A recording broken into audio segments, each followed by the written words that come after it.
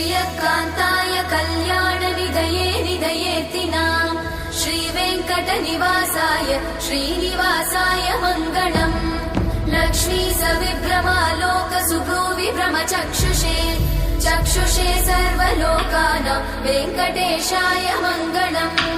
श्रीवेङ्कटाद्रिशृङ्गाग्रमङ्गलाभरणाङ्गये मङ्गलानां निवासाय श्रीनिवासाय मङ्गलम् सर्वावयव सौन्दर्य सम्पदा सर्वचेतसां